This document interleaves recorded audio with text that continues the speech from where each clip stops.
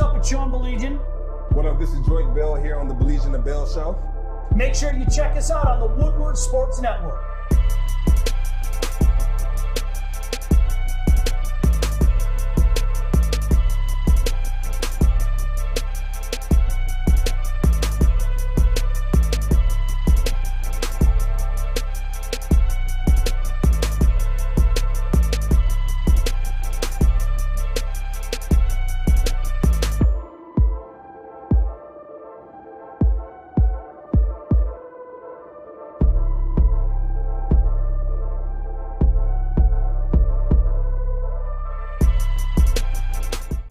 So, what is up? Glad you could join us. Now, hold on. I have to make sure that I'm proper now because we got a new liner, okay? So, bear with me. This is going to take some getting used to on the Woodward Sports Network. You ready, Joique? What up, though, Wednesdays? Woodward Sports, Detroit's all-digital network. We're supposed to say that coming out of each and every break. And this is going to take some getting used to, okay? So, here, let's start over. Hey, welcome into a Wednesday. It's not just any Wednesday. It's a... Is it a What Up, though, Wednesday? Oh, it's a WAP Wednesday, right? Isn't that what we're doing? It's that WAP. You know, we're doing a poll right now on IG right now as we speak. If this is going to be a What Up, though, Wednesday or a WAP Wednesdays. I'm kind of, you know, it's always What Up, though, Wednesdays, but for this week, we can make an exception. Wings and pizza. An exception, and we can call it, you know, WAP Wednesday. We can wings and pizza. The smoke show's coming on later on this afternoon, and we don't have wings or pizza this week, but... Right, it fits. It would have been perfect if you brought some wings in here. I didn't think about it, but we have. Hey, come on now. We can we're being innovative here. We can all do pizza. I mean, think ahead. Right? We can. I got a pizza maker at home. I mean, it's one of those ovens and everything. So hey, yeah, for anybody who likes WAP, throw a piece or a wing, a chicken wing in the comment section. If you like WAP, throw it in there. Bacon. And burgers today. We made our own bacon, by the way. Yeah, we did. We made our own bacon. Chef Dave showed us how to make our own bacon in the summertime. We did it over my house. It was pretty stinking cool. I'm not going to lie to you. It's a process like everything else. But, yeah, we made our own bacon. So that's what we're going to do today. Anyway, so glad you could join us wherever you may be. He's Joique Bell. I'm Sean Baligian. Art is here. Now, Art, I've been told, just to follow up with something yesterday, I've been told that you guys are not going to be going to a boxing match together. Is that what I'm hearing? Is this... No. He's not going to. You know, I'm upset. Hey, Adam. Thank you, Adam. Thank you. He gave me that pat because he feels bad for me. Yeah. So I called Joique after the show and I said, "Listen, man, like, don't break my heart. If I need to put my blood, sweat, and tears into getting an endorsement to get a suit, I'll work on that." And Joique said, "No. I never invited you. I never wanted you to be a part of anything in my life. And, you know, you're not going to the fight." That's basically what I got out of it. Was absolutely not. You're not even a friend of mine. We just work together. So. Yeah. And again, how did you even get my number to call me? Well, you call me all the time ask me about work stuff. Exactly. So. And Jenna's doing a better job for us than us. Jenna said, like, share, and download the Woodward Sports Network app. You know what? And this is Let's perfect. put Jenna on payroll. Jenna, can you whisper in my ear whenever that stuff? You know what it is, though? Because I don't want people watching our YouTube channel or people watching our IG Live or our Twitter or our Facebook Live and they're driving. Get the WSN Live app and just listen to what we're talking about because you're going to enjoy it. Honestly, you're going to enjoy it. Grammy Whammy said, "Good morning, everyone. WAP Wednesday." WAP Wednesdays. Grandma, ask Grandpa, does he like WAP? But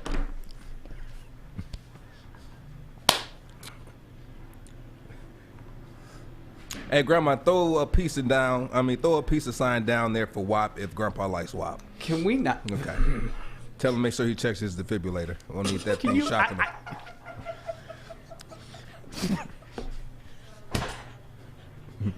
Words that I never, ever thought would come out of my mouth or anybody else's mouth. Grandma, ask Grandpa if he likes WAP. Have you never asked your grandpa? You know what? I never asked. You know what? My grandparents have been gone for a few years now, rest their soul, but no, I never asked them if they liked wings and pizza. Hey, Darn it! When I get to heaven, I always joke I'm going to see my grandpa. This is like a joke in my family. Like when I finally go, and I hope it's many years from now, I'm going to get to heaven, and like everybody's going to go, "Hey, Sean, it's great you're here and everything." And I'm like, "Yeah, I'll chat with you later. Grandpa and I are going fishing." Like that's going to be the first thing I do. Like, where's Grandpa at? Grandpa's at the lake waiting for you. All right, listen, we'll catch up later. Grandpa and I are going fishing. Like that's like my running joke. I cannot wait for my grandparents' 50th anniversary. I can't wait for it. I'm excited. Got some big plan. Heck yeah. Some big plan. Yeah, don't give anything away. No, some big plan. Hold on, Art's raising his hand over there. Do you want to talk to him? Can I? I'm wondering if you're allowing me to speak. So about the boxing match though, right? Yeah. I would have offered Art.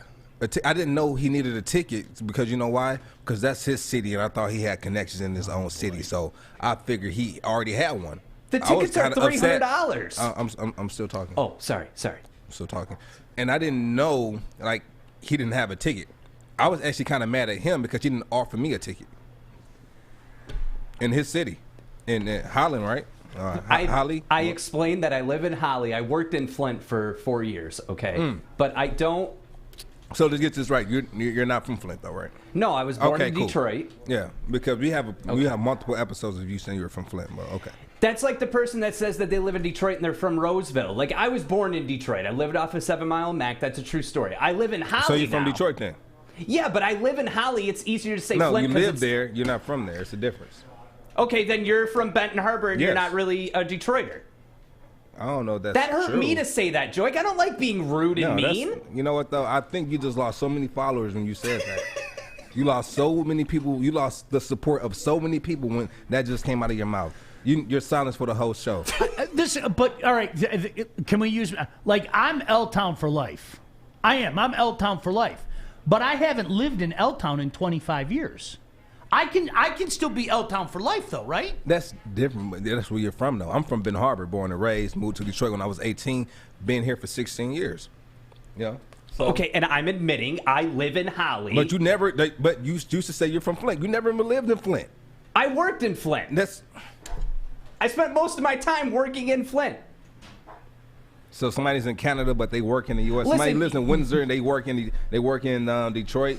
Hang on, let me sit on my hands. They're U.S. citizen now? Let me sit on my hands, so then that way you don't make another freaking video of me making. Be quiet, be quiet. You know what though? I think it's the cocaine kicking in. Hey, Sean, let's go on to the next. Oh my gosh. So did you hear this story about Mickey Callaway? Is unbelievable with the Indians. I mean, this guy just sounds like a gem, doesn't he? There's Mick. Allegedly, the Indians knew about the complaints about his behavior during his tenure as their pitching coach. I've never heard this term before, but consider the source, okay? I'm not hip, okay? I think we know that, all right? Let's get that. Hi, I'm Sean Baligian, and I'm here to admit I'm not hip. He would ask players, where's the beef, to indicate he was on the prowl for attractive women. I've never heard that term before. Art, have you heard that term before? Where's the beef? Where's the beef? That's like some code word? I never heard that term before. I don't know if it's a code word. I mean, like, I guess so. And they heard this from people inside the organization, like on the team or front office people who. Yep. It was the players, and here's what's so disgusting about it is that people knew and didn't say anything. Like, it was just like, oh yeah, it's just Mickey being Mickey, and it's like, ugh, like it's just no.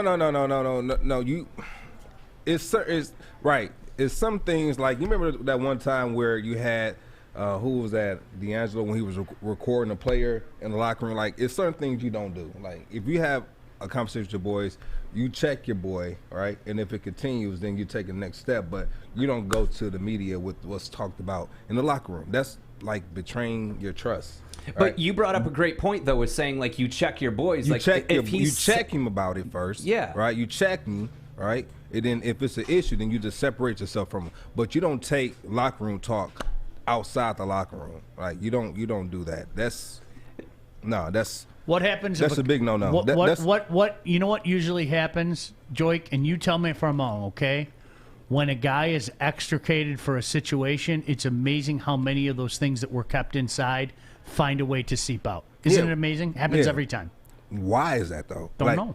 What do you want me to do? Snitches get stitches, yo. I'm telling you. I mean, I'm not that type of person. I would just check him, and if I don't like the way he's moving, I'll go over here. Do you know what the reality is, though? The reality is this stuff happens pretty much everywhere. And there are different words. And it's funny. I'm going to use a word that I know I heard used before. I'm not going to say where. But do you know what the word was when somebody said strange? When somebody said strange, that was a code word. I'll give you a perfect example. Strange. Isn't it strange? There's some strange things going on. Like I kid you not, and obviously strange means strange. All right, exactly. So I'll give you an example. I'll give you an example of this. Right. I'm not gonna say any names. I'm not saying any names, but this is a real incident that happened. So I'm at a wedding, and there's other people who played there, and we're having a conversation. And I know some of his teammates, different teams, right? Different teams. And he's there with his wife, but it was me and him by ourselves talking, and he said that it was another guy on the team that I knew that I was really close with. He said he had to stop dealing with them because when the young guys came on the team, he took them to different strip clubs, and the way he was moving wasn't the way that he was moving. So he just separated himself from them. But he never came out to the media saying, "I don't agree with what he's doing. He's doing this. He's doing that." Like, let's say within the team, all right, amongst players, and that was it. It doesn't leave and go outside of this fraternity. Like. And it's just how it is, and that's how. All right, let me ask you something. All right, I don't know if you know this. I was never a professional athlete. All right, I don't think you were ever a professional athlete either. All right, so does the same rules apply though, like as your boys? Because there have been times where, like my group of boys has changed over the years. There are some guys. There's no other way to say it. You just have to go. Dude, I'm going in one direction. You guys go ahead and stay there, but like I wish y'all the best. Of course. But is there times where you have to within the group pull your boy aside and go, dude, listen, I love you like a brother, but you can't be doing this crap. It's the definition of growing apart. I don't hate you. I don't judge you. If that's what you want to do. If you want to be a goofy, go do that goofy stuff over there. I'm going to stay over here. I'm not going to judge you for it, but I have a specific plan for my life, and I'm going to go over here. Bam. That's it. That's all right. I did it twice. Yeah, it's not bad. It's not no bad thing. Here's the thing, though. Like, and I want to tie it to the locker room if I can in just a second. But I think, I don't know how many, I did it twice in my life. I had... The best way to describe it, the analogy that I always use, it was time to clean house, okay? And at 25, there were a group of guys that they were stuck in our senior year in high school. There's no other way to say it. They were stuck in our senior year of high school. And I was like, dude, I'm 25 now. I'm going to be married soon. I'm in the business that I chose that I'm going to do hopefully for many, many years. I don't want to do that stuff anymore. Some guys gave the tip of the cap. Some guys were so pissed to this day I don't talk to them. And screw you. I don't know what to tell you. I wish you all the best, but screw you. Okay. How are they doing now? Well, a couple guys are still in that same spot. And sorry if you're watching, it's the truth. I don't know what to tell you. Then I did it again. Like seriously, I did it again in my young 30s. It was time to tighten the screw. To be honest with you, it was when my daughter was born. And it was like, okay, I'm still doing some things that it's like I'm not doing it, but I'm around people that are doing some things that I just shouldn't even be around. All right. And I went like that, and it's been awesome. I've been out of trouble for 17 years. It's been awesome. Okay. It's seriously, it feels great. So, but you were still doing trouble. But you were still doing those things when your son was around. Yes, we've had that conversation. Yeah, like seriously, your daughter. It's unfair to the firstborn. It's unfair to your son, but there is a different perspective. Your son is your boy. That's my boy, my man. You know, we're gonna go out to the bar one day. Your daughter's your little princess. I've had this. Jack, you know this. I've had this conversation. I semi-apologized to him, and he looked at me and he goes, Dad, that makes sense. And I go, no, but it shouldn't be that way. It shouldn't be that way. My daughter just made me further take out the screwdriver and just go like that. And it was like, and once I got buttoned down, it was cool. Because I was still an idiot a little bit after my son was born. Not a lot of it, but... I wasn't an idiot. Yeah, I was. I won't tell you. I was kind of an idiot. I was. I did idiot things. I've got a question. Yeah. And this instance here, and I did raise my hand. And this instance here with Mickey, he's asking basically, you know, for attractive girls to send dick pics to. Let's just be blunt about it, okay? I know that's locker room talk. I know that's. First of all, I don't think it's. I don't think it's this. I don't think it's. Hey, give me her number. I'm gonna send her a dick pic. I don't think it works that way. I think it's. Okay, let me text you. Let me, fill it out first before I do. I don't know. I don't know how I go. I don't think he's just going around and just, hey, give me her number. Let me send her something real quick. Like, so my question is, that's some weirdo stuff. That was his nickname, by the way, Art. If I may stop you for a second, just so you know. Oh my God. There were people in the organization that referred to him as, here it comes, Dick Pick Mick. So let me ask, if you're in that locker room with him, Joique, what are you talking to? I mean, when does it become like, hey, you're being kind of weird? Like, yes. When does it become like an issue that you feel you need to address in the locker room as an athlete? I don't, I would have to be around. I would have to see it for myself. And, every situation is going to be handled differently. Like, if it's in my face, like, if it's right here, we're talking, like, yeah, I'm like, you might need to ease up on that. Words getting around. Yeah, words hey, getting dude, around. just so you know, your nickname's Dick Pick Mick. And then depend on who you are. Then depends on who you are as a player. Like, if you're a rookie going in there, and he's not going to listen to you. But, the veterans need to be the ones stepping up and having the conversation. Those are guys that need to be stepping up. But anyone can step up. I cannot, and again, maybe because I just grew up in a different era, the whole idea of, hey, baby, I know what you're in the mood for tonight. Give me a couple minutes. I'm going to take down my pants and take a picture of him. I've got a smoke show for you. What? What? Put him up. Yeah. No. And listen, they about to start coming out the woodworks. The same way they came up with more comments about stuff that was going on in the locker room, more women are going to start coming out saying, you know what, he sent me something too. And this is usually how it is. Like Jenna said, that's such a piggish thing to do. No woman wants unsolicited pics. Doesn't matter who the person is. But that's the question. Is it unsolicited? Because that drastically changes everything. If he's talking to a girl like Joique was saying, and it's like, hey, how's it going? And it gets, conversation gets deeper. But if you're just like, hey, here's Dick Pick Mick, boom! No. I know you're having a bad day, baby. So what happens? But Dick Pick Mick is here to help you. Hold up. So real quick. So what happens if they sent the pic first, right? And he didn't ask, he just sent one back because he just thought like, okay, since we're on this. Now, to me, that's different because that's not unsolicited. That's where it becomes a criminal offense when you're sending your meat to, it gets weird. Like, that's past locker room talk. So real quick, let's take it back. When you was doing this back in the day, like, how did you stop? Don't even stop it. You I'm trying to spit it. Look, even Fish like, yeah, what happened? No. Look, Fish like, yeah, he tried to send me something before. Look at Fish. Now, listen, I'm not going to play innocent. I have sent pictures of myself, but it was in relationships already. Like, Did you really? Yeah, it's like the thing, you're married, you're in a relationship, you want to spice things up. Hey, here's, and the angles are important, let me tell you. But unsolicited is the difference. Like, I don't never think no angles gonna help unsolicited. you out, Art. No. Never unsolicited. Let me make that clear. We're trying to message. Yeah, so his nickname was Dick Pick Mick, and allegedly, it's amazing how many of these things come out after the fact, and that's why, Art, I think the question that you asked Joique is spot on. It's amazing you hear all these things after the fact. What I don't hear is if Joique Bell was his teammate, and Joique pulled him aside and said, or one of his players, and said, hey, dude, you gotta chill.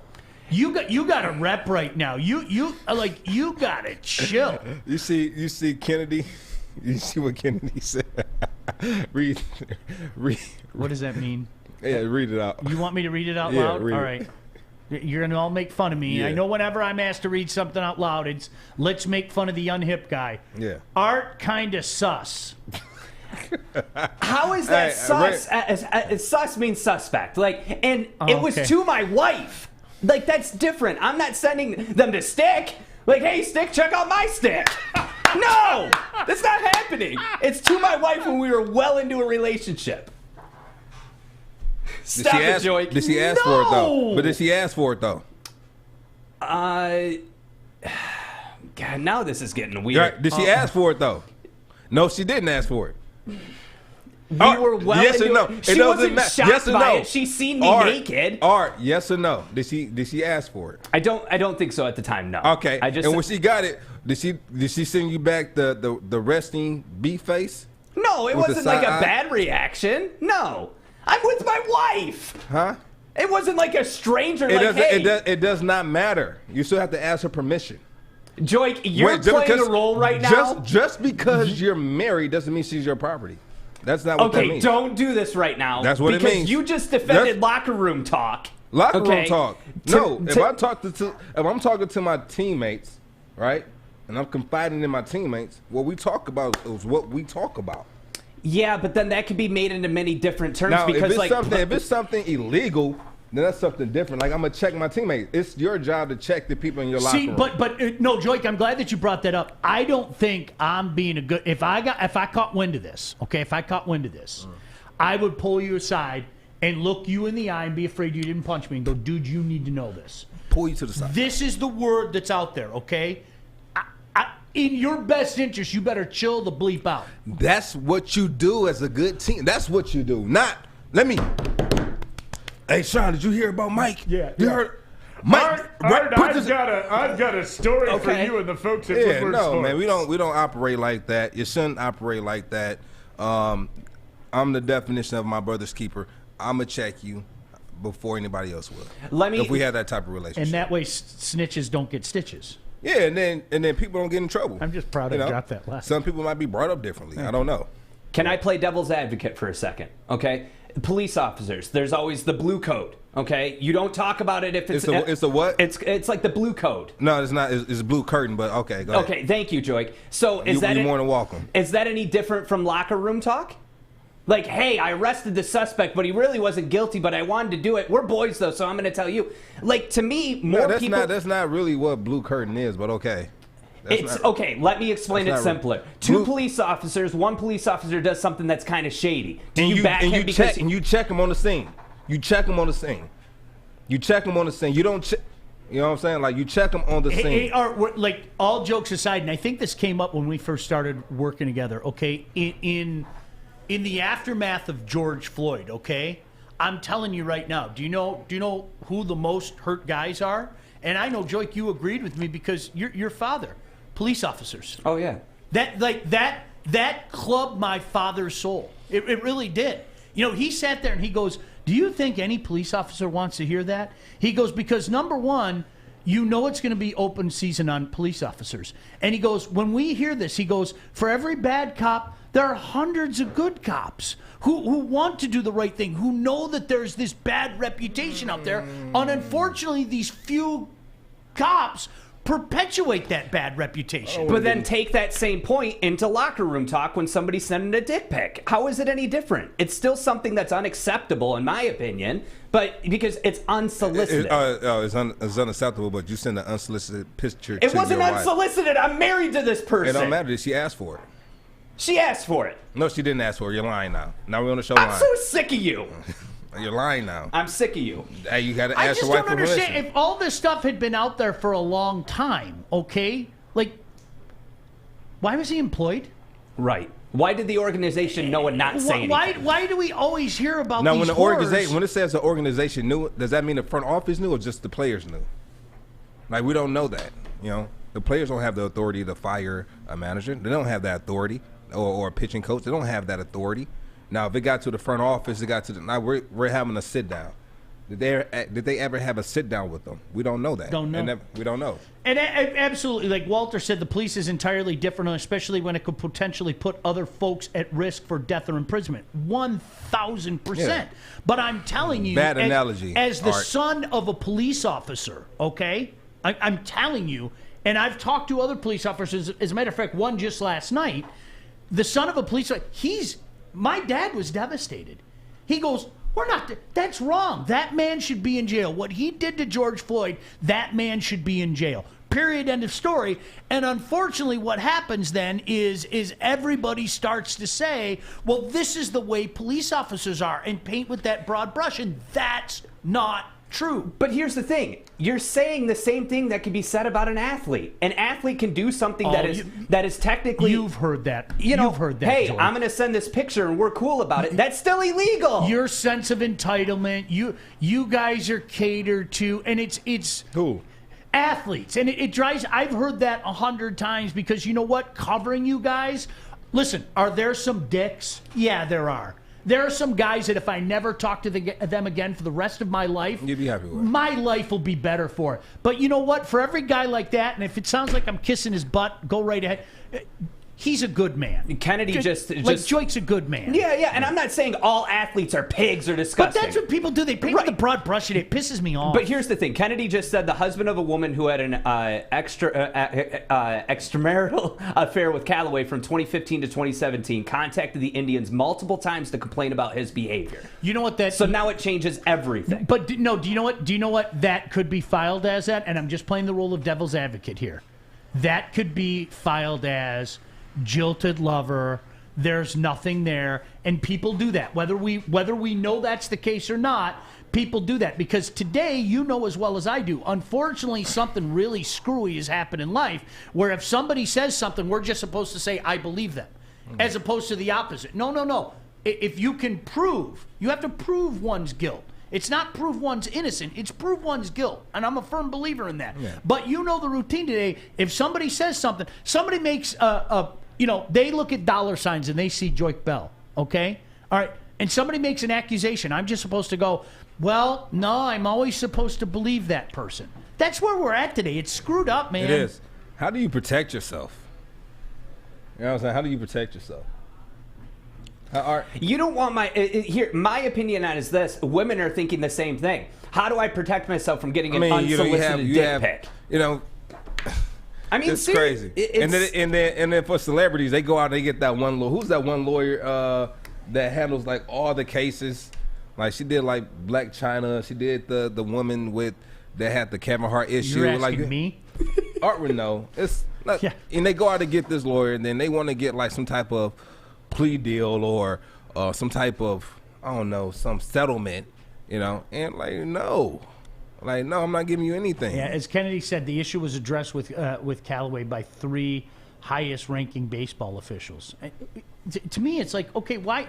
How much evidence do you need to mount up? And it always comes out after the fact. It's amazing. Yeah, it always comes out. The other amazing thing how that works out. The other thing is that it's been going on for so long, and I see both sides of the story. I see it from an athlete's perspective. Joique, you had mentioned like the whole hotel thing, where there was a teammate in the hotel who had a woman in there, and he's like, "Get the hell out of here!" So I see both sides of it. Yeah. But now we're in a society to where I'm gonna give you another example of that. So he comes back to his room from the team. So we have meetings at night, and then when the meetings are over, we have like a late night snack, and then we head back to our room. He headed back to his room. Walked into his room, and there was a girl laying on his bed. Then he didn't know how she got in the room. And the craziest thing was, we have security on our floor. We have security on every floor, on both exit doors and by the elevator. How did she get on our floor?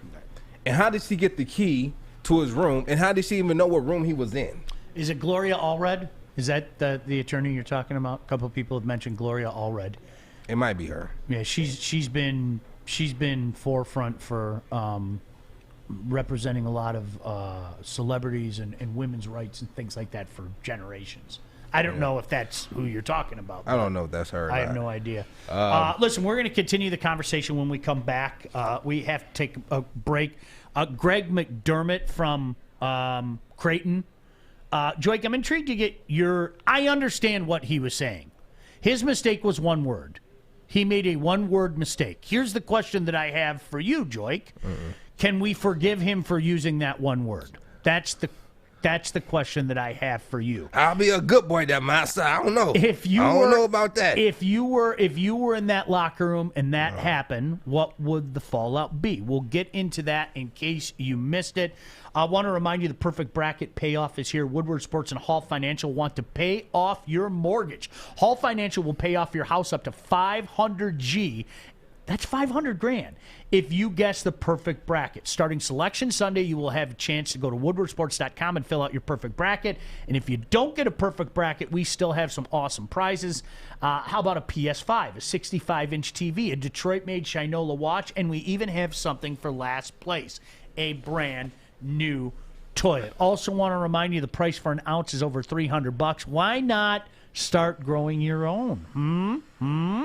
With just one light, you can pull down up to 48 ounces every harvest. Do the math, and then go see the crew at Grow Green. They have everything you need to start growing today and the knowledge to help you crush it. Check out the Dank Deals page at growgreenmi.com for some insane deals like bags of Ocean's Forest or Cultivation Nation 70-30 for just $8. Mention Woodward Sports for a free Grow Green t-shirt. All right, when we come back, Greg McDermott, the head coach at Creighton, he used one word that he shouldn't have used. We'll get into it next. He's Joique Bell. I'm Sean Baligian. Wings and pizza for everybody on Woodward Sports.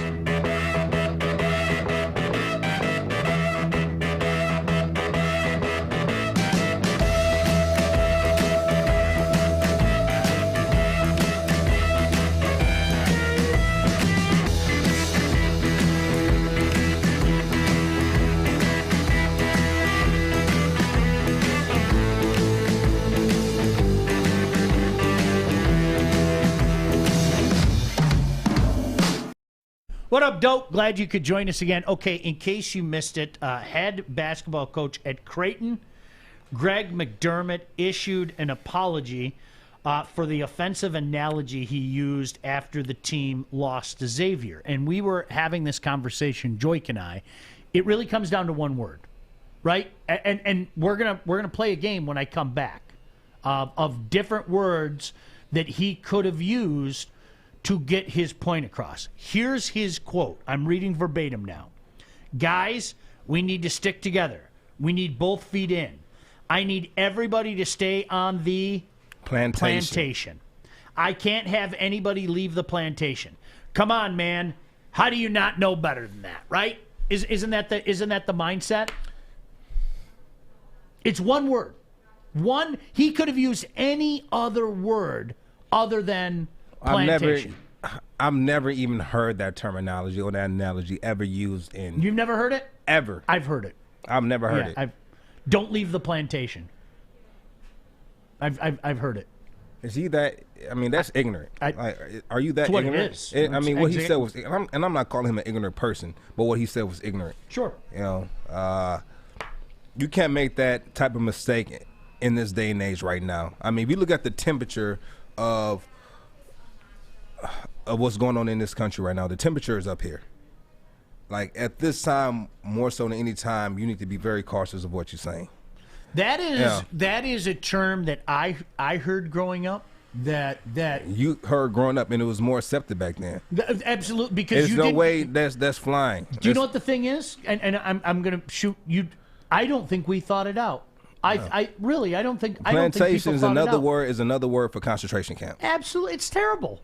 All right, it's terrible. What he has said, I need everybody feet in the concentration camp. When he has said that, no. So why plantation? All right, and that's just it's a lack of how some people view the suffering of African Americans in this country, and they don't take it to consideration, and they say ignorant things that they're gonna have to pay for.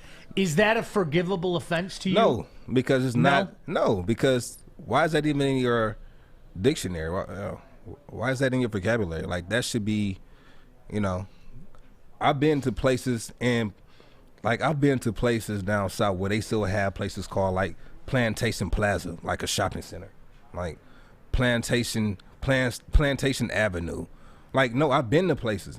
Hilton Head. So it's, for me, nah.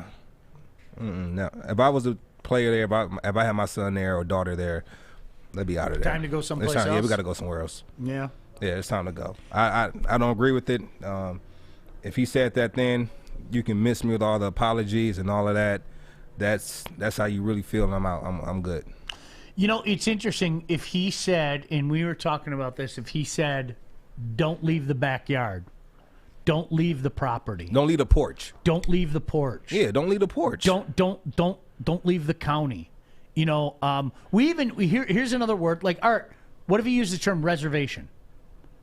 Don't leave the reservation. Is that something that's not as? I mean, it's different. That is different. Reservation is something that the government gave to the Native Americans to say, you know, that was kind of like their reparations, sort of, kind of. There's no reparation for plantation with us. That's not what plantation means to us. That's what we suffered.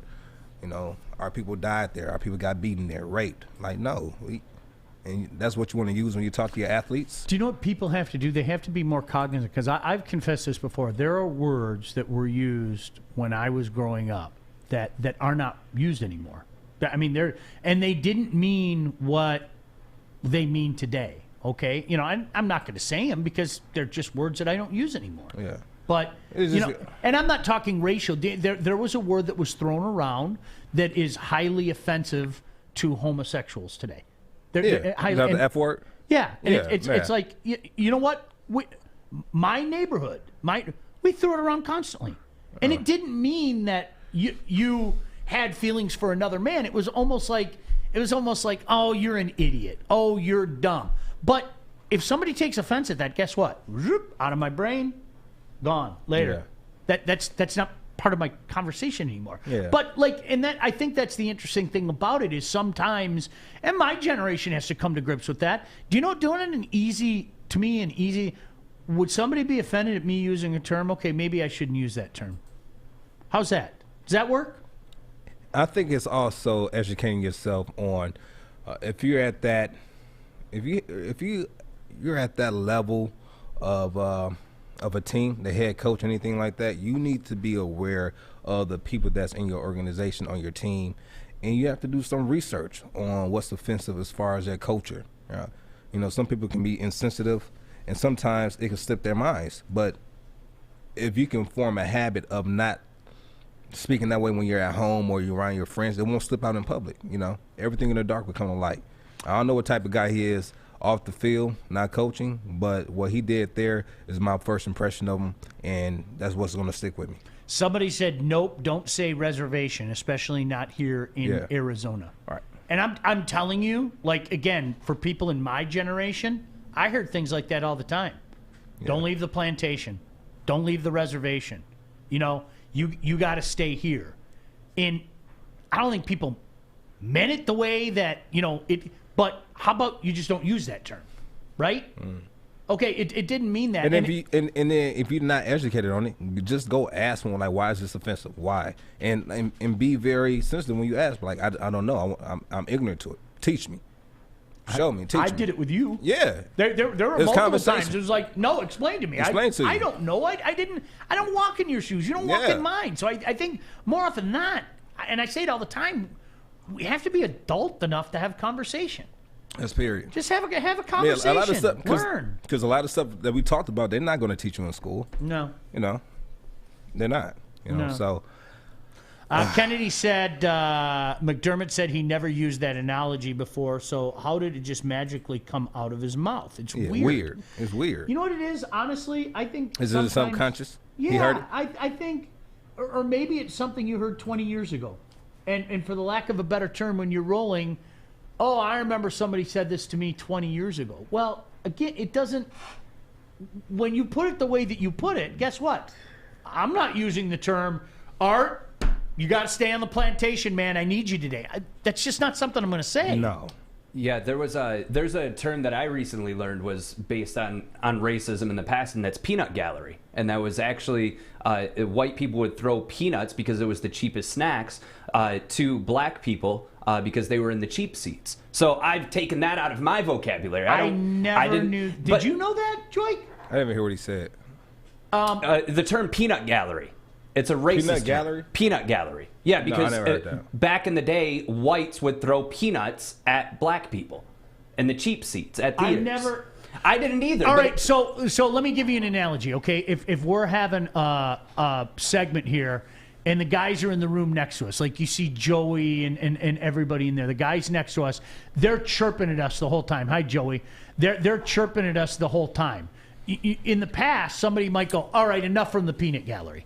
That would, like... I think it's just education. Like, you're wrong if you know... But at the same time, though, it's kind of similar to when we talked about culture and tradition, right? Mm-hmm. In the analogy that I gave you, if you have 10 monkeys in a room, you have one ladder with bananas on top of there. I remember. And they all have a collar on. Yeah. And if one monkey tried to go grab a banana, it'll shock them, right? And it got to a point to where they all realized, okay, if you try to go grab a banana, it'll shock everybody, so let's not go. So what happened is it got to a point to where they took the collars off, but still no one would eat the bananas. And so they'll take two monkeys out, they'll bring in two brand new ones, and whenever those two try to go up the ladder, they'll grab them, beat them up, and they realize, okay, we can't grab those bananas. It got to a point where they go all the way down. They changed all the monkeys, had all new monkeys in there, but none of the monkeys would eat it because they knew if they went up the ladder, they'll get beat up. Now, they didn't know why they were beating each other up. It was just that's all they knew, so they didn't touch it. And it's kind of like what you said with these different sayings. You don't know where they come from or know what they mean. You just hear it. You kind of understand what it means. Go ahead, Sean. No, Kendra brought up she brought up a better example of the way reservation was used in the past. Yeah. She said a lot of people say, "Oh, she or he's gone off the reservation," meaning that person has gone crazy to leave the boundaries that were set for them. Absolutely, that was used. That was used more. Exactly. And you know what? Plantation was too. It was used in that context. It really. I mean, growing up for me, people would say, "Nope, he's left the plantation." Meaning, okay, he's out there, and like honestly, and it's like I never thought of it. I never thought of it either. I'm raising my hand. I never thought of it. I never heard going off the plantation. I heard of going off the reservation. Yeah, I've heard of that. I've heard both. Yeah. It's Walter said, "Art, are you serious? I've been using that for decades." It's honestly something that it's an education thing. Like, I didn't know. I had been using it too. But the thing is in this instance, it's not cancel culture because it's something that actually happened in our history that we need to realize and reflect on. But I don't think this is different because he said after he said it, he realized immediately he said something wrong. If you look at the quote, he said, "I realized immediately," and he tried to retract the statement or go into the apology sector and try to figure out how he can rectify this wrong. Like, so he knew what it meant, and he still used it.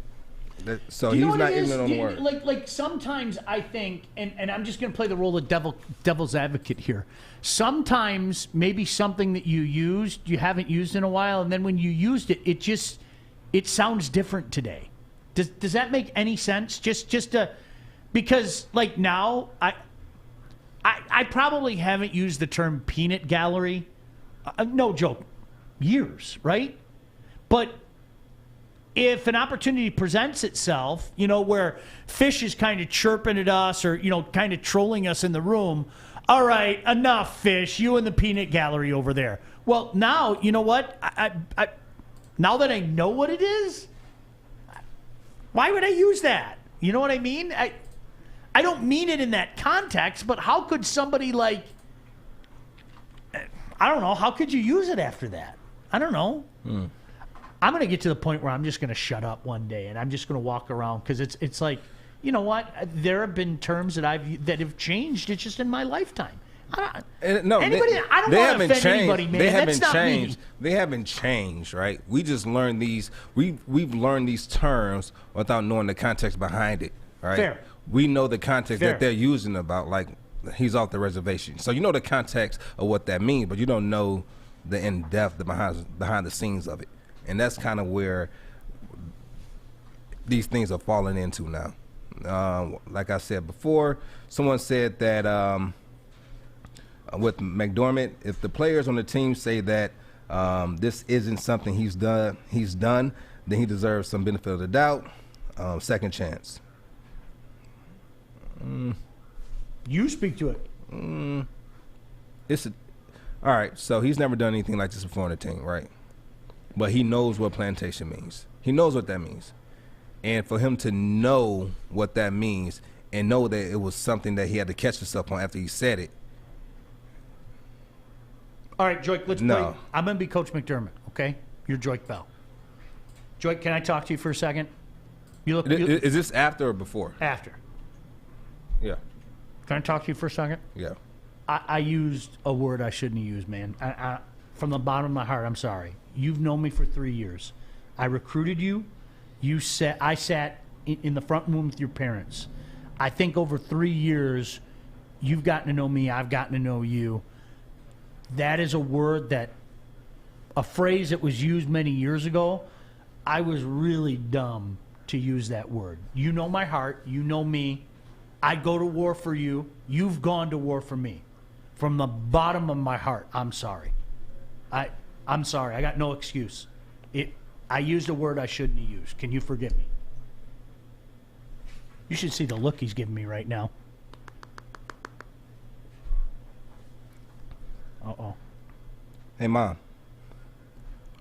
Come pick me the fuck up. Yeah, we out of here. All right, I'm going to go pack my bag. I thought you were calling the transfer portal. That's hello, transfer portal? Yeah, I'm out. I'd like to enter. I'm out. Yeah?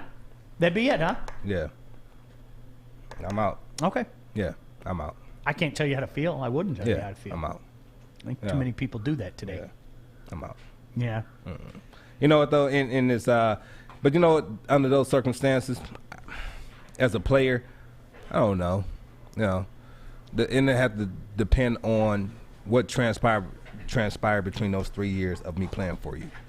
All right, and so with the temperature the way it is right now, yeah, I probably would have up and left. And the only thing that would probably have stopped a person from up and leaving is if they were going into their senior year and they had to transfer to another school and they would have to sit out and lose a year of eligibility. Now, I think all that plays a major part into a person's decision to leave and transfer to another school. Are these circumstances where something like that happened and you just don't feel safe, you don't feel protected there, you can go there and not have to sit out a year? That's a great. I wonder if you could petition the NCAA under a circumstance like this and say, listen, what's it called? The hardship clause or something? I don't know the name of it. Yeah, but, I don't know either. But look, I can't be here.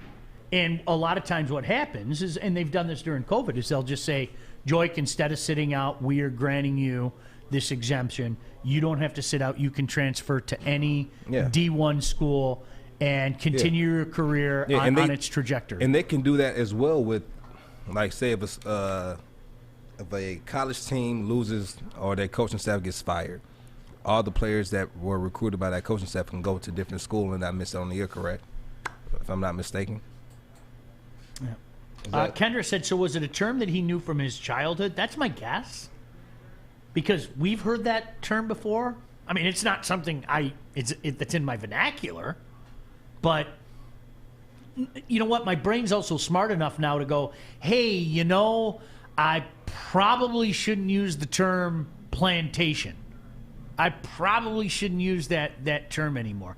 The peanut gallery one blows my mind because that's like, and I never even used it in the context of like the cheap seats. It's more,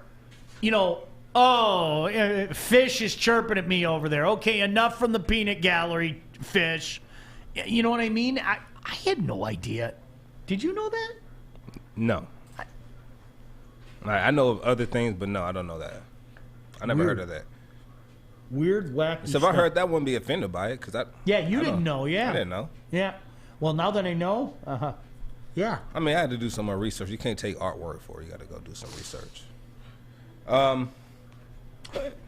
All right, listen. I gotta tell you about my bookie. My bookie. No matter the sport or season, you can always win big now. Non-stop action, 365 days a year. Choose from thousands of lines: NBA, NHL, UFC, you name it. They got it at my bookie. They truly have something for everybody, and nobody does prop bets like my bookie. You can even get in on action from celebrity divorce, All Valley Karate Tournament, whatever the case may be. As you know, March Madness just around the corner, so start building your bankroll. But to get started, you have to take the initiative. Do yourself a favor. Get that head start. Sign up today with promo code Woodward and get your first deposit match halfway up to $1,000.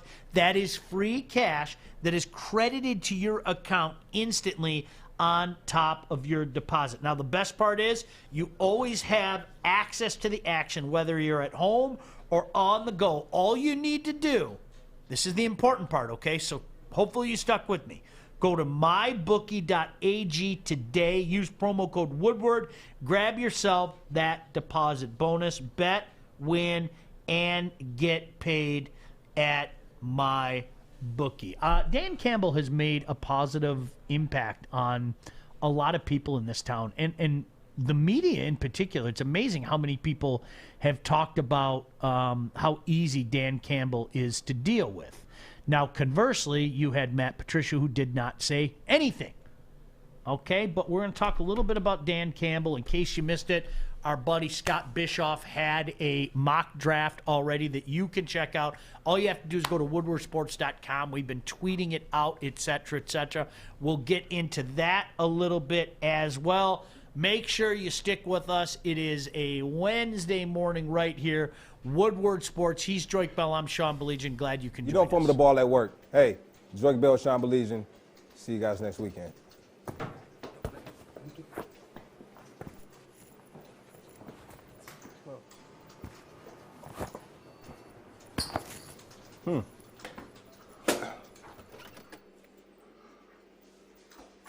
Thanks, mate. Oh, Bell's soft. Wait till it comes to New Zealand. Throw that out. Just get flagged there. I had never seen that commercial. That commercial's awesome. Did you see the look? Is there any way we can go back to the look of pride on Fish's face? Look at Fish. That's awesome. Bell's soft. That is Wait till great it comes stuff. To New Zealand.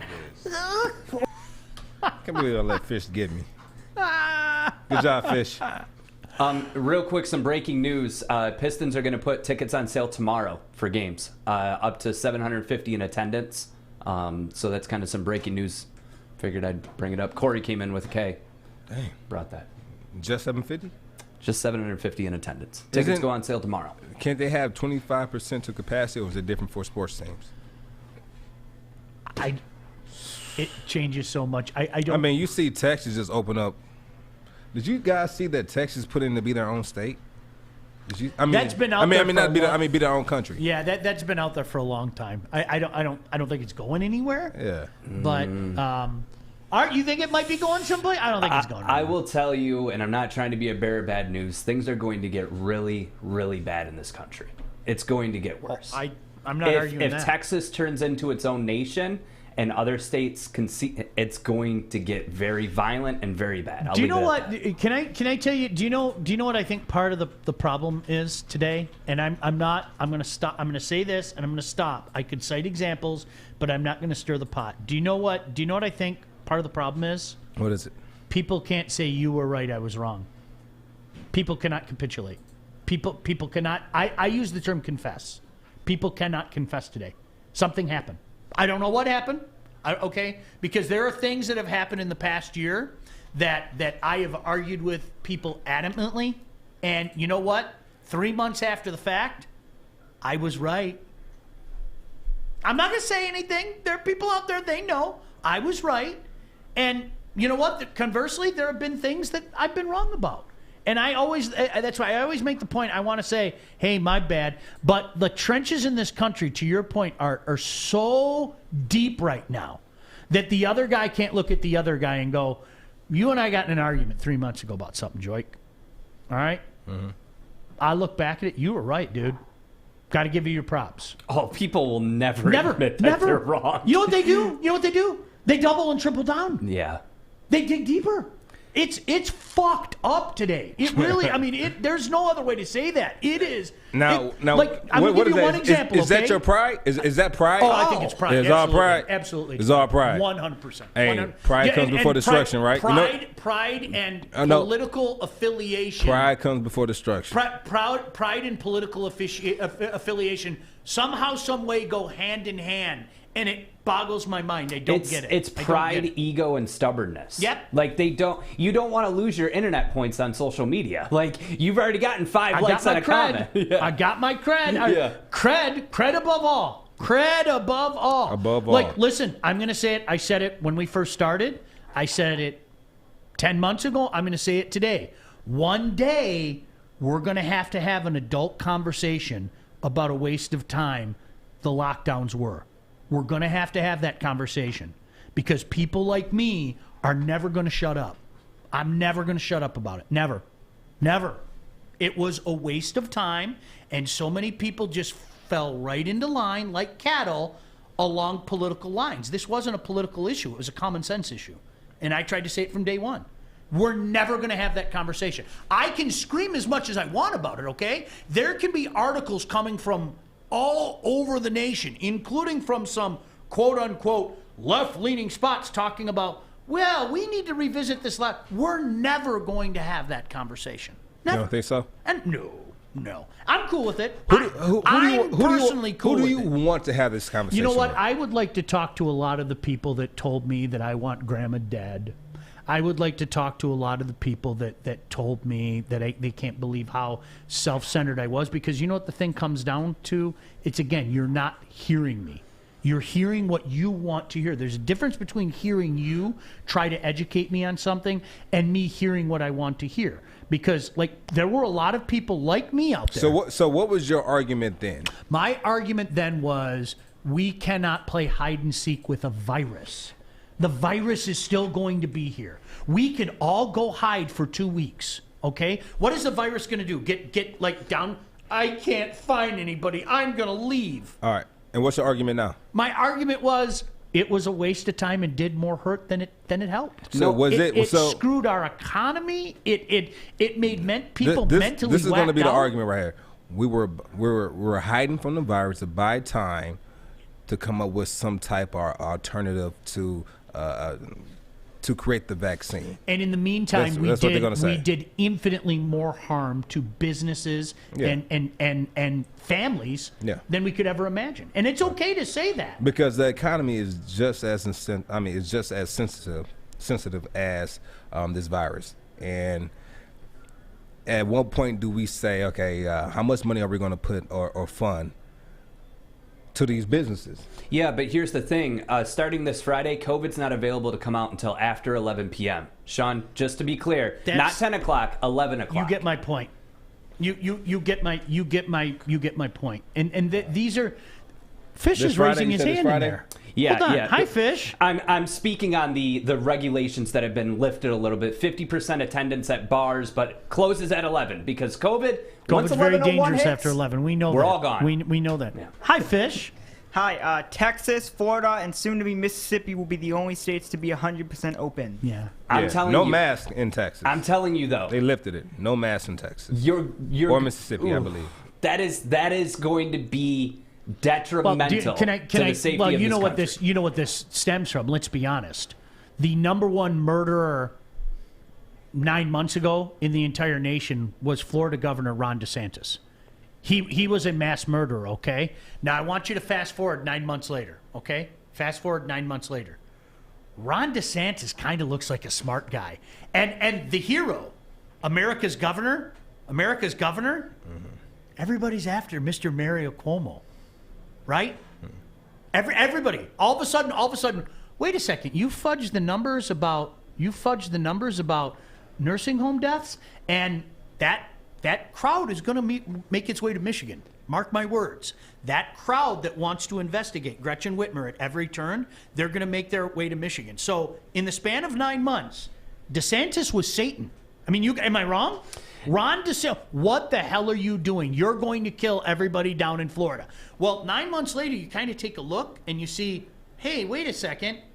He didn't use those draconian measures, and Florida's right here, and New York's still up here, but everybody said that he was America's governor.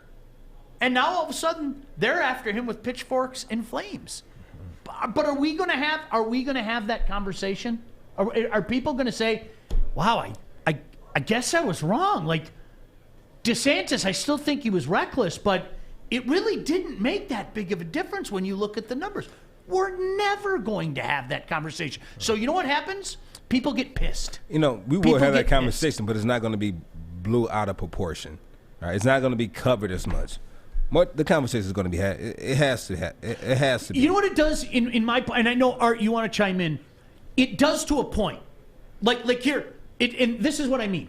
Now everybody's looking at Cuomo and going, wow, he fudged his nursing home deaths. We understand he really wasn't doing all the things that they reported he was doing. Oh, and on top of that, the new headline is he's a predator. He's forced himself on this woman, that woman, this woman, that woman, allegedly. Okay? But, so there's that. And we already know he's in some deep water. And they're coming, Gretch. You know it. I know it. You better get your house in order. They're coming for you too, Gretch. So anyway. Hey, nobody's coming for Big Gretch. Mark my words. I'll say this. Gretch. If Fish had brought up a great point about the states that have decided to not do masks, if the president enforces a nationwide mask mandate, that is when it's going to hit the fan. Yeah. That is when you're going to see separation. You're going to see it's going to be madness. But so the same things are happening here. I mean, look, let's face it. Michigan was over the top. Period. Michigan was over the top. There's a reason why the national news was talking about Governor Whitmer and her draconian measures. And the nursing home deaths is something that people talk about it in New York, people talk about it in Michigan. So right now people are focused on New York. Do you think it's just going to stop after Cuomo? People are going to start asking questions about Michigan. That's just the way it is, okay? And I'm not getting personal. I'm just telling you the way that it is. But to me, the way that you describe it, Joique, is that's my point. Okay, so we're admitting that maybe he wasn't Satan and maybe he wasn't the good Lord in heaven. We're admitting that. But where is the conversation? All those things for people like me that talked about personal freedoms, that people like Art that talked about personal freedom, where are these people coming back going, okay, I guess you're right, because it didn't turn into doomsday when kids played sports. We didn't see the number spike. These people you're more so concerned about the numbers than about the science of everything. No, you know and what? The science behind everything showed that the kids can play and not absolutely. Right. And so then why were we all called dumb and murderers and why do you want to kill our communities and all those things if they already played through fall and they've played a month and we're not seeing a spike? Maybe you should say, I guess I was wrong. But people can't do that today. No, people can't do that. This is what you're going to hear. This is what you're going to hear. Nothing. They disappear. Nothing. When you show them the science, they disappear. Because right now this is throwing a wrench into even my charity weekend. It is. Now we have to figure out different ways to maneuver. What I'm gonna figure it out. Always do. It's gonna be a good charity weekend. But if I can help you in any way. Yeah, for sure. You know that. Yeah, for sure. We'll have a whole segment on it. Kendra said, okay, but will they come after Arizona's governor when we were the #1 spot in the world? Kendra, let me ask you two questions. Was your governor acting illegally? That's the first question that I would ask. Because this politics aside, I don't care who you voted for. I don't care if you love Gretchen Whitmer or you hate Gretchen Whitmer. Governor Whitmer acted illegally. Period. That's non-negotiable. Say it again, Sean. Governor Whitmer acted illegally. That is non-negotiable. That is non-debatable. That's not even me saying that. Do you know who said that? The Michigan Constitution. But then when she didn't get her way, she used the health didn't get her department. way, so she had to go to Health and Human Services. This is all real. I don't know how it went in Arizona. I don't live in Arizona. Did your governor act illegally? Governor Whitmer, hear me out. Governor Whitmer acted illegally. See, in the United States of America, states have rights. And states can govern the way that they want, but there's something called a legislature. I'm not sure if you're familiar with this. It is not, the governor will tell us, will play the role of mom. It is, she has to work in concert with the legislature. They have to agree on things, as arduous as that is. It's not, this is the Joique and Sean show. Joique, I want no input from you. Art, no input. Kennedy, that thing that you send us tomorrow, don't want it. It's me. There's a reason why we have proper procedures. Hit your chest again and say it's me. Me. It's me. You guys are going to do what I say. I'm mom. There's no I in team, Sean. That's. Hey, but you know what it is? It's a me in there. What up, Gretch? How you doing, Gretch? What up, Gretch? No, but that's what happened, and nobody wants to have that conversation. And again, I don't care if I'm the biggest Democrat in the world. That doesn't matter. That was illegal. And then you have the stuff with the nursing homes. That's real. That's right. There's an investigation coming. Okay, that's coming. I don't know what she knew. I don't know. Can you get the fans or the watchers? Well, if you remember in the early days of COVID, some governors thought it was a bright idea to put COVID patients into nursing homes.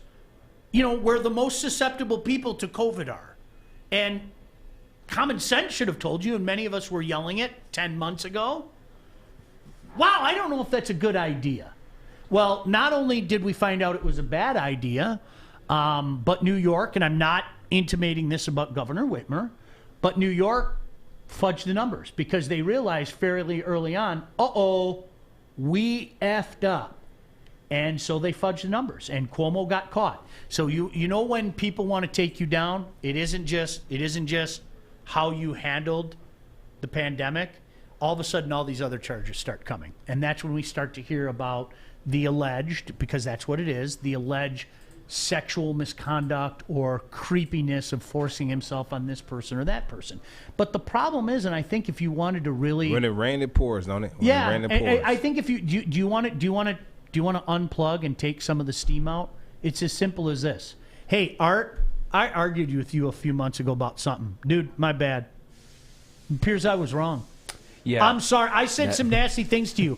I accuse you of wanting to kill your mother and wanting to kill grandmother, and it appears that wasn't the case.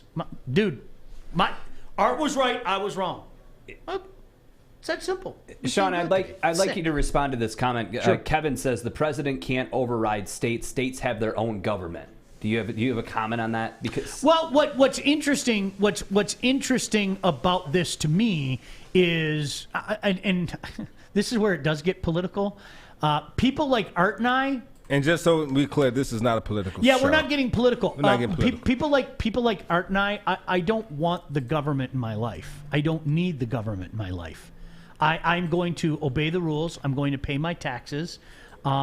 I'm going to, and this was always my problem when I would argue with people about the lockdown. Let me ask you a question. Joique, I wore a mask.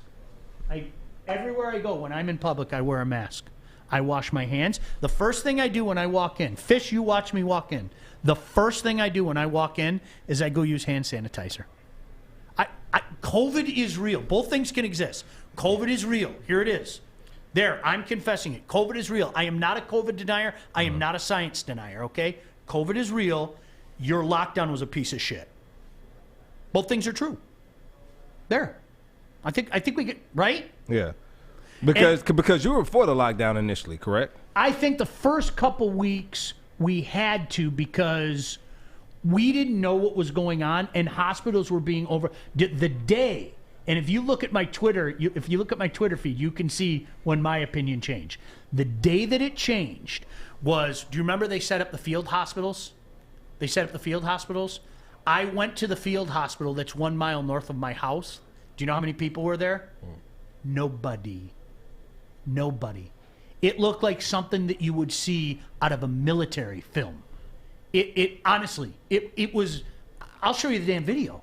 It looked like something you would see in a military film where they were keeping prisoners of war. There were barbed wire.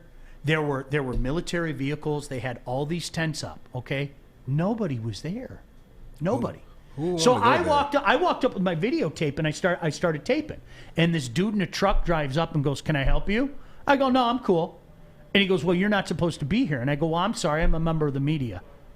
And all of a sudden, his whole, "Oh, okay, but you're not allowed to go past this point." Okay, cool. And he goes, "What are you taping?" And I said, "I'm just taping the field hospital." "Why are you taping the field hospital?" "I find it interesting nobody's here." "I find it very interesting nobody's here." And that was the end of our conversation. People use scare tactics. It's real. Let's be honest. Yeah. You can still be a fan of Gretchen Whitmer, but admit, yeah, that lockdown was a bit overzealous, and yeah, they sure did use scare tactics on us. You know another one I did? True story. Eddie Edgar Ice Arena. You got some good stories. I'm sitting here listening. This is really me. I'll show you the video. Because I'm gonna tell you this. Art's not talking. I'm not talking. I'm sorry. And we're not looking at the script that Kennedy. We're sorry, Kennedy. And this is Sean. I'm sorry. I like it. No. Keep talking. I want to hear it. There was a rumor, and you know how urban legends start. Okay. There was a rumor. Hey, get the camera back on me though. That Eddie Edgar Ice Arena in Livonia, the arena that we all grew up with, our beloved arena. There was a rumor in Livonia that they were storing dead bodies there because they ran out. The hospital, St. Mary's Hospital, is a mile down the road, and they ran out of space at St. Mary's Hospital, and they put dead bodies at the ice arena. Yeah. Pouring rain night, my son and I jumped in the car. I said, "You come with me. Let's go." Right? We drove to Eddie Edgar. I would love to tell you that something was going on, but I can't. Do you know why? Nobody was there. There weren't dead bodies. There weren't EMT. There weren't coolers. Nobody was there. And this was during that time, if you remember, you weren't even allowed, at the beginning, you weren't even allowed to drive around. Do you know, I'm not joking. Art's laughing. This is a true story. Yeah. I had to get a piece of paper from my work of employment from the Michigan Department of Health and Human Services that in the case that I was pulled over and asked where I was going, I had a sheet of paper signed by the head of the Department of Health and Human Services that allowed me to be outside because I was a member of the media. This happened in America! Like, it happened. It's real. And I'm not going to pretend it didn't happen. We have to have a conversation about this one day. We have to. Sorry, we do. We're having a conversation now. Well, I've had the conversation. I've been called, look, from doing my radio. We're having a conversation now. I've been called murderer. I really enjoyed your story. I've been called murderer. Why do you hate grandma? Everything you can think of. And it's like, it's okay to admit. And again, please hear me out. Please listen to me. COVID is real. COVID is scary. It is. I am so sorry if you lost somebody. I know somebody who died, okay? But our reaction to it was nuts. It was nuts. Wash your hands, wear your mask, social distance, all those things. I'm with you. I'm with you, okay? But when you start shutting things down and telling people how to live their life and driving businesses into the ground, well, fuck you. Sorry. Did I get that out there? Thank you. I appreciate it. There you go. All right, put $1 in there. How are you? Yeah, I think, the point that you make too, and just in my personal experience, like, I'm the only one working in my family right now. My wife, she works at a concert venue. She can't work there anymore because of COVID restrictions, because of the lockdown. At first, I completely agreed with it, but now we're getting to a point to where when I see a big box store with 200-300 people in there and people are, meandering about, and I see these rules and regulations that are put in place, I just want answers as to why. Why? We're not allowed to ask. Why does COVID start at 11 p.m.? You know that we're not allowed to ask. Do you know what a great argument would be? Art, ask me the question. Go on, ask me the question. Yeah, so why is it that at 11 p.m. COVID starts? Our science and data. Okay, but where is the science and data? We have to be fact-based and science and data-driven, okay? That's what I don't think you understand the amount of scientists that are working on this. Every decision that we made is fact-based and science-driven. Can I see the facts? I'll get to you. Next question. Oh, okay. If you don't think that's happened, you're not watching the press conferences. So the state is joiking people. Hold your hand up and wait your turn. You're not, that's real. That's real. Yeah. Why does Fish have your hand up? Why is your hand up, Art? I mean, Fish. To talk to you?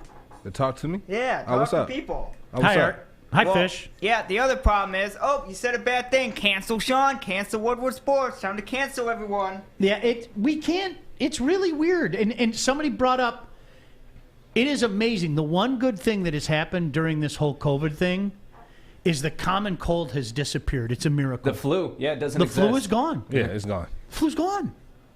Now, again, am I being asked to ask questions? Well, to a lot Yes, of people, you are. I am. You're to not a lot of, obey. yeah, that's Obey. exactly obey. Obey. Oh, I'm not built that way. I'm a why guy. I am. I'm a why guy. I'm gonna obey if you tell me why I should obey. But can we admit that at the beginning of this pandemic, I remember going to grab toilet paper and everything, and I was terrified for me and my family. We all were. But then- you were the person in line taking all the toilet all paper. were. No, I took one bundle and that's it. But thank you, though. Here's the thing, though. After a while, when more data and research comes out, you start to wonder, wait, my friend's business just closed down. But yet, there's all these corporate stores that are allowed open. Okay, this is open, but this isn't. That's what it's like. This is political. It does become political. You know? And like I said, I use this analogy to you all the time, Joique. I can still love a coach, but disagree with a call he made. Both things are completely possible. Coach, I would have gone for it on 4th and 1. You got a bulldozer in the backfield named Joique Bell. Joique Bell's going to get the yard. Yeah. Well, in that position, I just thought, let's take the 3. Okay, I disagree. I still love you. Yeah. You're still my coach. You're my dog. And there's nothing wrong with that. There's nothing wrong with that. I think in society today, because we had such a divisive person in the White House, in President Trump, we had such a divisive person. I think everybody almost feels like, no.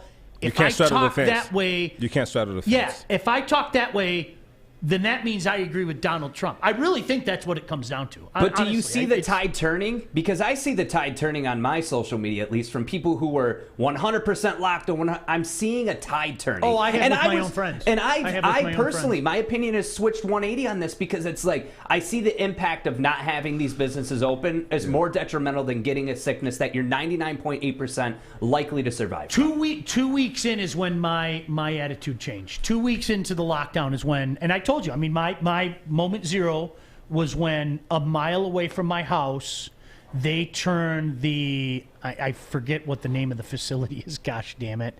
It's, come on. It used to be the Novi Town Center. Now it's Rock Financial Place, I think. Okay. I got in my truck and I said, I'm driving up there because it's all over the news. I mean, it was a lot of stuff out, man. It was a lot of stuff out. The conspiracy theories and all of that, the 5G network, the towers, and it started in Wuhan, and 5G started in Wuhan doing tests, and they had radiation poisoning and COVID that had similar symptoms, and it was a lot of stuff out.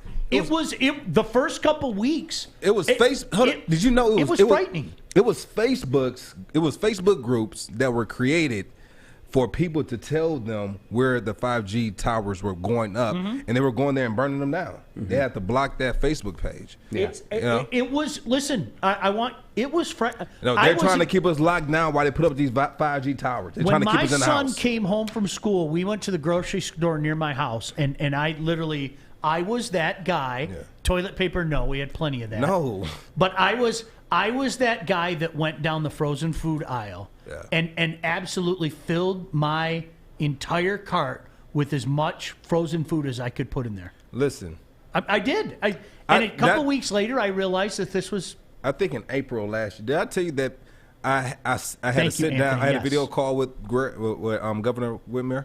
We had a video chat. Sorry to hear that. No, it wasn't sorry. We were trying to figure out ways. It was me, Governor, a few other professionals in the Detroit area, and we had a conversation with the governor, telling her some of our issues, some of our problems, and what we can do to try to get them fixed. All right. And so I remember us having that conversation, And I remember during that conversation, we'll give each person an opportunity to ask their question. And so one of the person really asked a question about the 5G towers and the 5G network, and like it went on a rant about it. And we were like, there's no proof of anything you're saying. Like, don't waste our time talking. Let's say to the, we had people dying, right? At that time, I think I had 2 uncles who had just passed, who were pillars in our family, who had just passed, and we couldn't go to the funeral. One was like a bishop on the southwest part of the state who we couldn't go to his funeral. That's how it was with my great-grandpa. Right. So a couple of us. Yeah, so it's like, how can we pay respect to our lost ones who's died from this deadly virus, right? And both were in their 70s, but still, we wanted to be there to kind of send them off the right way. And so that was one of my biggest issues, along with a few other things. And at that time, we didn't know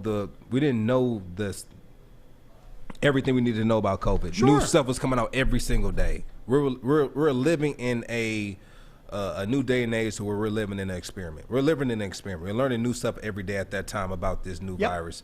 And so I understand her. I kind of understand where she was coming with the lockdown then. Now I would say open the businesses back up, because financially the government can't support all these businesses. We can't. They can't.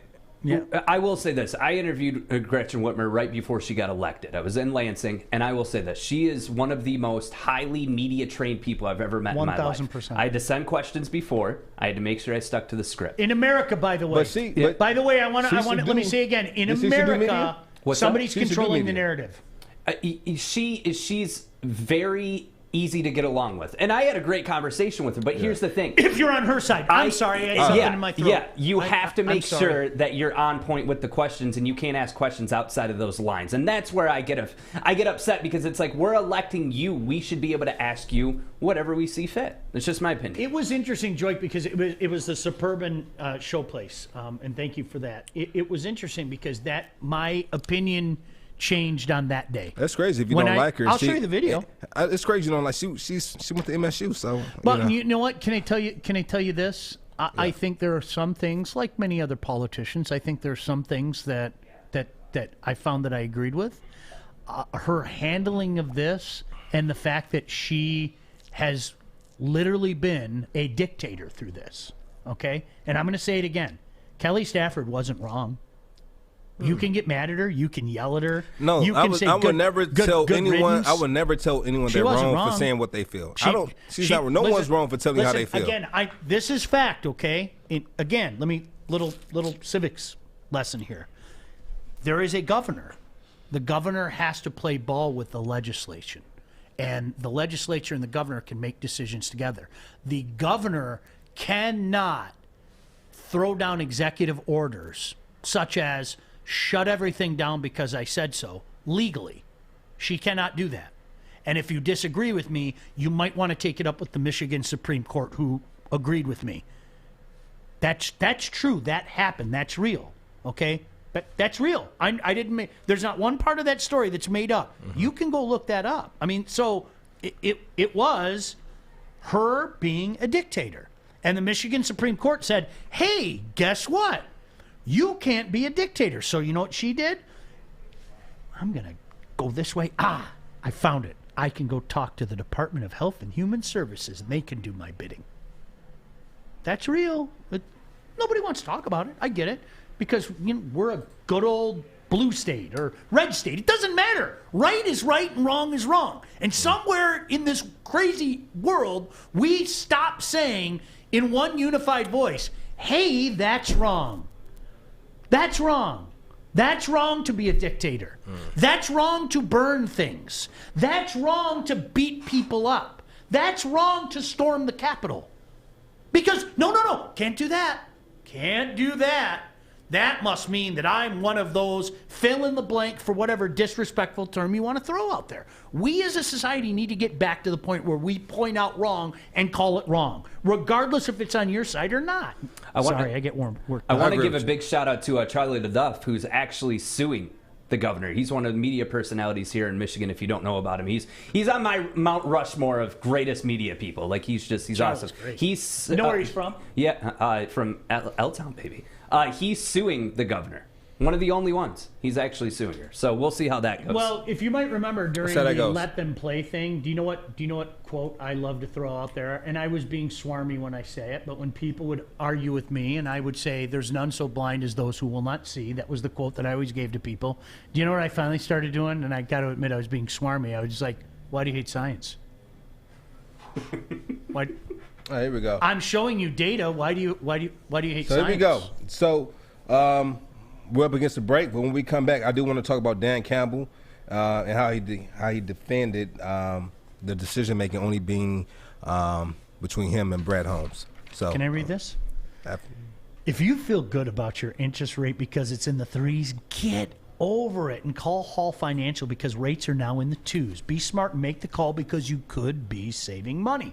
Hall Financial is fast and they do all the heavy lifting for you. So go to davidhallmortgage.com now to get started. Hall Financial, lower payments, better options, more personal attention. Joique Bell, Sean Baligian. Glad you could join us, Woodward Sports.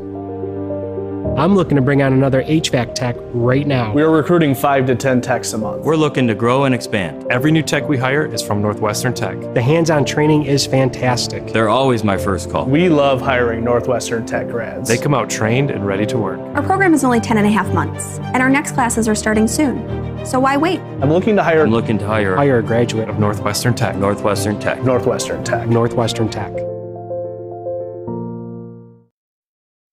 Hi. I was just telling Joique and my buddies, because you guys know me, okay? Right. I'm a weasel. I think I'm sarcastic. I'm a weasel, right? And my buddies, when I did these videos, you know me. You're such a jerk. No, but when I did these videos, the funny part is the commentary because I was being sarcastic. And Art, true story, I just told Joique, I don't know if you heard it during the break, because Joique was like, you really did those videos? I'll find them on Twitter for you. I put out the videos. Okay. They probably took them down. People accuse me of doctoring videos. And I was like, okay, you're talking to a guy that can barely turn on his fucking phone in the morning. How on earth? What that is devilish doctoring? phone? Yeah, right. That devilish phone. How on earth can I doctor? I just here's the video. You know, no filter, no editing, nothing. Here's your video. There's nothing happening. There's nothing happening at this field hospital. Here we go. Dan Campbell defense team shared decision-making structure. Lions do not have a single authority when it comes to a roster decision. Each move will be decided by Holmes and Campbell. Now, what it says is there will be input given by Ray Agnew, John Dorsey, and the assistant coaches, and Chris Spielman. Sheila Forham will be in meetings and captain the loop on all decisions and processes. Can I ask you a question? I want to ask you a question about what came out a couple days ago, and I'm being serious. People were agitated when he used the term "a true alpha dog" or alpha needs to know when to concede and take a step back. People were upset about that. And I can't. You know what? I think that's a great quote. I love that quote. Yeah. There, you know what? There's sometimes like Joy. You know, you have. I mean, what were they saying when they said that? I mean, was it a reasoning behind them not liking? Because it was asked for, like, in regards to personnel decisions. Is it going to be Holmes that has the final say? Is it going to be you that has the final say? And Campbell said a true alpha knows when he has to step back and concede. I'm paraphrasing. That's not the exact quote, but I'm sure. And people were, and I'm convinced again that people are just looking for things to pick at. I think that's brilliant. Yeah, that's the type of leader that I want. That is. So you have a head coach. You have a head coach coming in, right? And he told you in his press conference that I'm gonna take advice from any good advice I get from inside this organization. He said that. And so for him saying that line, it's intertwined with that statement he made previously. There's nothing wrong with that. I think it's great. A great king takes Well, a wise king takes counsel from his councilman. If you want to be great, you can't be great on your own. It takes a team. Let me ask you something. And I'm going to tie this to your career. Matthew Stafford, by all accounts, great leader, right? You guys fell in behind Matthew Stafford, right? Yeah. Matthew Stafford brings a play in late in the game, fourth quarter. You're in the huddle. He barks out a play. Did Calvin or you or anybody ever say, 9, let's do this. 9, let's do that. I think this would work. Did nine sometimes adhere to that and listen to it? No. So never ever. It was this. We had a we had a player who, when it was a close game, I could be mistaken. I don't know. I think we might have been playing the Titans at home. I could be wrong, but I think so. We had a player go out. He called the play. We had a player go out there on the field who was a wide receiver, and he lined up in the wrong position on purpose because he knew that in practice when we ran it, that particular position always got the ball at that particular time on that particular play during the week. And so when they got out there, he lined up at his position, and the other receiver came to that spot. He said, "This is my spot." He said, "No, you go over there." And he's telling the guy that's been in the league, well, he's a veteran. He's been in the league. He's like, "No, go over there." He said, "I don't even know what route that is over there." Like, "No, you go over there." He said, "No, go over there." And this is like Matthew Stafford's in the middle calling the play. He had to go line up in a certain spot, and he didn't even know the route. And we didn't get the first down. We ended up losing that game. You would have thought the coach, the receiver coach, had, I don't know, he must have lost his mind. He was running up and down the field screaming, he would never play for me again. And I'm like, I don't know what happened. I didn't find out until later on what had happened. And it was crazy. No kidding. Oh, yeah. It was crazy. So nobody ever talked him into it that you can recall? No, he did that on his own. Oh. Young player, too. Did you ever, now, did you guys ever talk Matt out of a play that he barked out? Do you remember? Were you in the, No, we never, no. Because the play is not coming from Matthew person. I get it. No, but it's been times when Matthew has this, he has this thing that whenever we're on the goal line, if they have one guy on Calvin, like he'll look over to Calvin, give him a quick sign, and it's real subtle. Like if you're not paying attention, you blink, you'll miss it. It's real subtle. I'm not gonna give it out, but it's real subtle. And he'll call it, and it'll be a run to me. He'll pull up and he'll just throw a jump ball in the corner to Calvin. It's never really a bad play call for what it's worth. I had 5 touchdowns one game. I'll never forget it. I think I ended up with 1. Because every time we got to the goal line, he threw it up to Calvin. Every single time. It was a run play every single time. It was one game I probably would have had like 4 touches. Like 4 of them in one game. And I was just like, I love what Kevin said. We scored, so I wasn't tripping, but still. I love what Kevin said. Humility is almost always wise. Alphas too. Yes. Yes. Yeah. Like, do you know what I say all the time? I say this to young broadcasters. I've probably dropped this on Fisher, 50 people around here already. You know the best advice I ever got is be a sponge. Be a sponge. Be a sponge. I've done this for 26 years. Be seen, not heard. I've done this for 26 years. I don't know a damn thing about this business. I can always pick up something more. Somebody, I might pick it up from you. I might pick it up from Art. I might pick it up from Fesh. Be a sponge. Exactly. Look what you just learned this week. WAP. Yes. We taught you WAP. No, but you know what? Be a sponge. You can always, I think it's the people that think that they, I can't be better. I am all knowing. Like they're like levitating above the masses. It's like people like that are the guys that are going to fall flat on their face. What's the term we use all the time? The smartest man in the room. Yeah. Smartest man in the room is going to fall. I've seen it time and time again. Yeah. I mean, let's just Coach hope. Patricia, what's up? Only thing we can hope for is that we have enough smart minds in that room that can work together. Sure. That's the only thing. That's the only downfall is egos right now. Lions, of course, do not have a single authority when it comes to roster decisions. Each move will be decided by Holmes and Campbell. Oh, okay. I'm fine with that. Okay. Right. Make your case. But if you look, though, input would be given by Ray Agnew, John Dorsey, and the assistant coaches, also Chris Spielman. Mm-hmm. Everyone has input. There wasn't like that before. Is that It's nuts, isn't Right. it? It's nuts. So we're really working collectively as an organization should, with something that we didn't do before. We didn't do this before. Through my sources from the last regime, this wasn't how it was operated. I think we have more hands on deck. I think we're working better. I think we're working smarter, not harder, and being able to delegate some of these responsibilities to the people in the front office with you. And it's about time. It's about time. It is. It's about time. It's and that's why I commend them. Hey, great know job, what? Sheila. I Great hate picks. I hate to use this term again, but stop being the Lions. Stop being the Lions.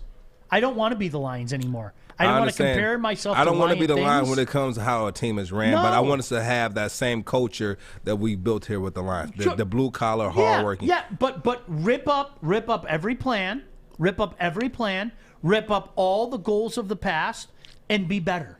Like that's always been my. Forget about what happened in the past. Yeah, It's not a forget about those progress. Bears. We don't want to be like the '86 Bears. We don't want to be like them. We want to be like the 2021 Detroit Lions. You know the dog? Like you said the B word. The lip curls up and I start to growl. Yeah, at I the never say the Bears. B word around my mom. Oh. Don't say bears.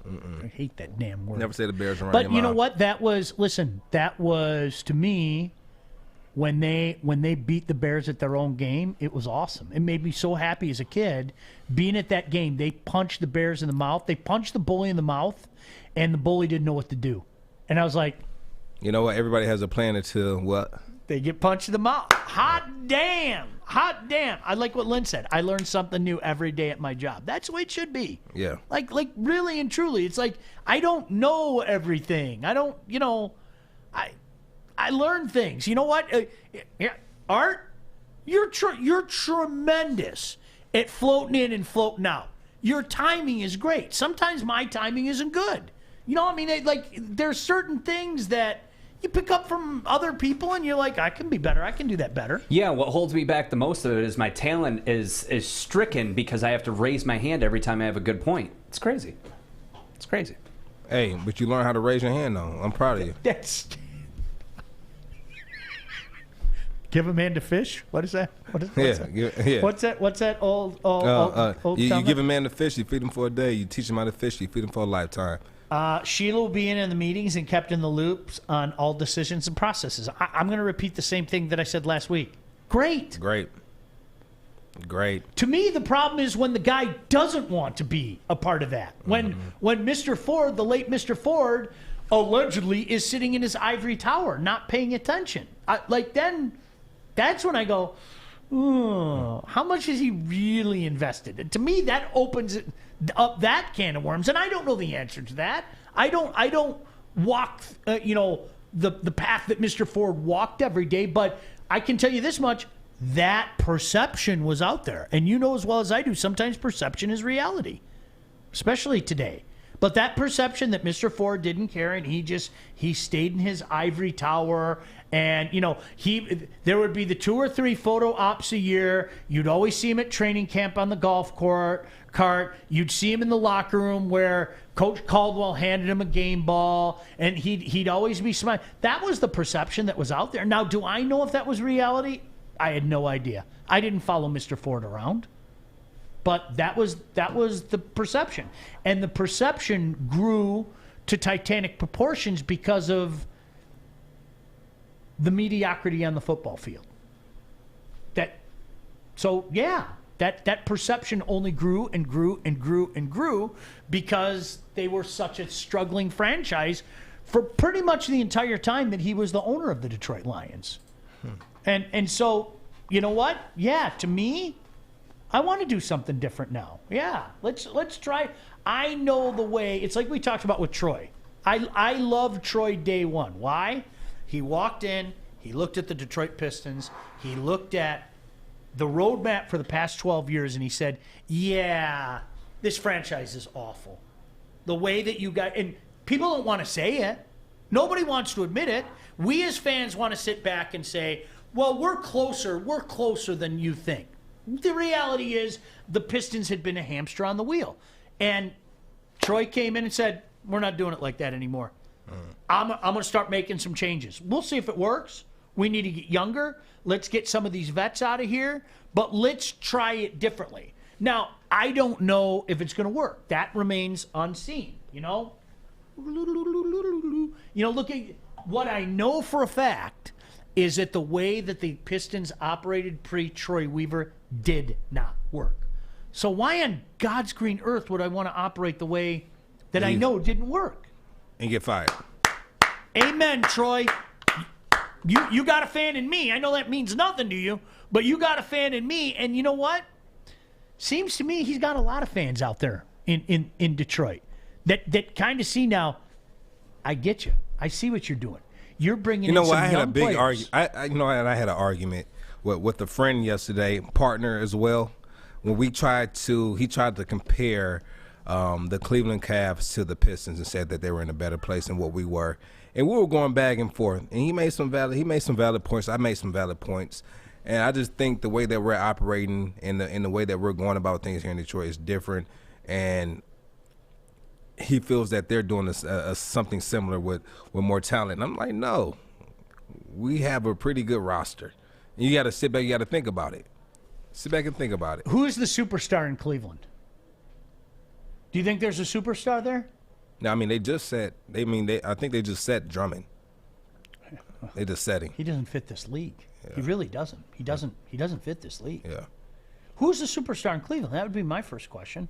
I think they're similar in the regard that they're trying to make it work with good players as opposed to superstar players, which is why this year, as I've said many times, and you can get mad at me, I want the best of both worlds this year. I want these young players to go like this, and I want those losses to stay down here. Because that way you can stay in the lottery and perhaps get yourself a superstar player. Now, there's no guarantee. Right. You could take a guy like Darko who completely flips out or something, or you could take a guy like Chauncey who wasn't the star for you but went someplace else and ended up a star.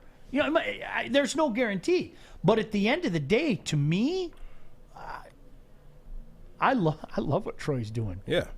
I know, listen, I know people aren't supposed to say it publicly. Keep them L's coming. An L for you. I'm going to be Oprah. You get an L. Is L for losses or Livonia? Both. You from Livonia. You from Livonia. We're handing out. Mike's from Livonia. Mike's he's a Livoniaite. Are you from Livonia too? Because you used to work there? You're so funny when you talk. Hey, Fish, you have something you want to say? I do not. Don't play the game with them, Fish. Fish, you did? No, I don't have No, anything. I have my hand raised. What are we doing? Yeah, what does the teacher say in class? That if you raise your hand and you talk, I'm not going to pick you? You know what me, pick me, pick. I'm not picking you. I'm not picking you. Yes. Art, before we go to break. Yeah. No. We'll see what Art has to say after break. After break. Take us a break, Art. All right, start a new career in an industry that is always essential, the heating and cooling industry. Learn more today by visiting northwesterntech.edu. Smoke Show guys are going to be here in a few minutes. I can't wait to see what they have. So glad that you can join us today. If you look at Art's face, hold on. I'd tell Art, take us a break. Can you put the camera on you for just a second? No. Hey, I said, take us a break. I said, take us a break after this read. And I just look over there, and Art doesn't want to make eye contact. He's so heated. He's in it. Did you? Head down, just shaking his head or something. All right, man. What do you have to say, Art, man? Art, what do you have to say, Art? Turn the mics down.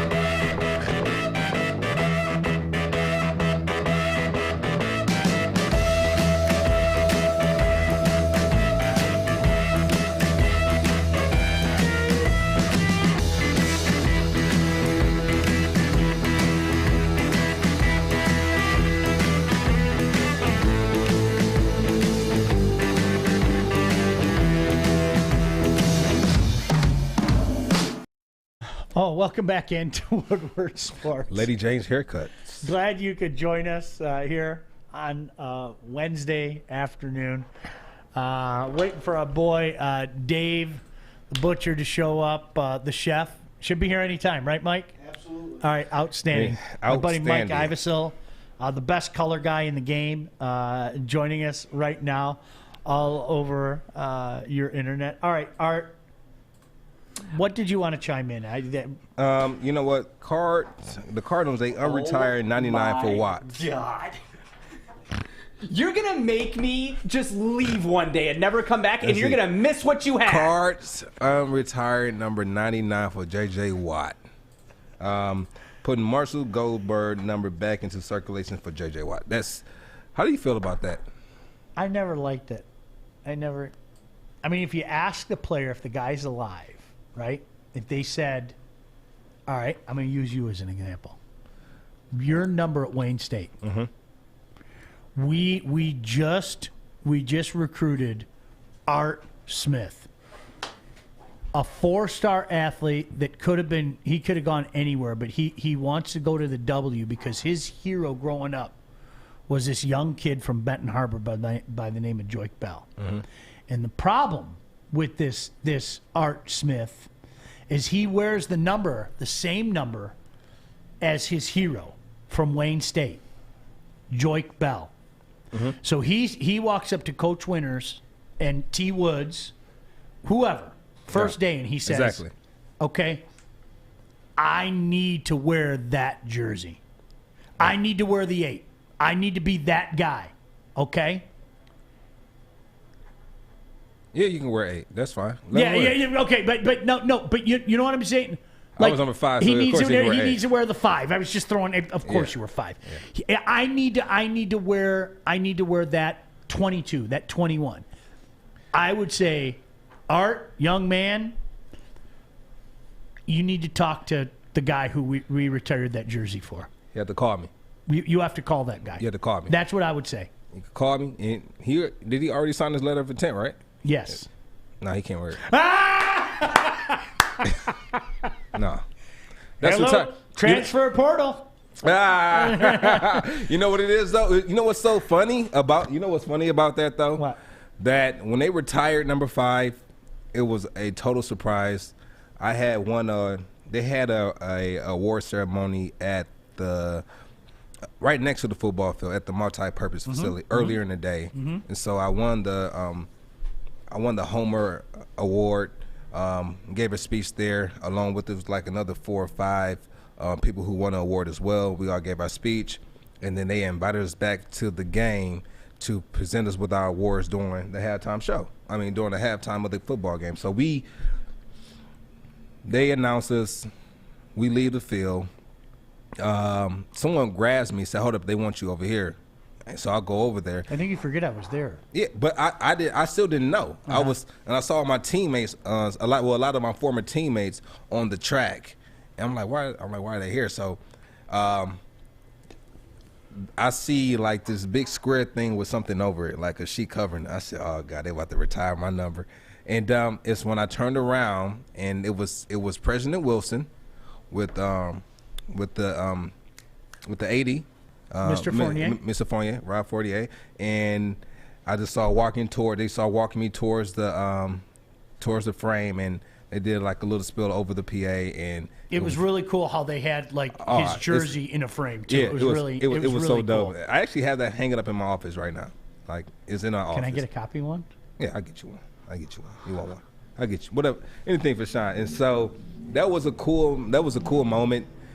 Being that there's only been 3 numbers retired in the 100-year span of Wayne State at that time. It was 2, or I think 1 person who actually died on the way to the hospital after a game from an injury, and then Tom Adam, who played ball here, went to go fight in the war, came back, family donates a lot of money to the university, and his number was retired. Field's named after him. Yep, yeah, Field's named after him.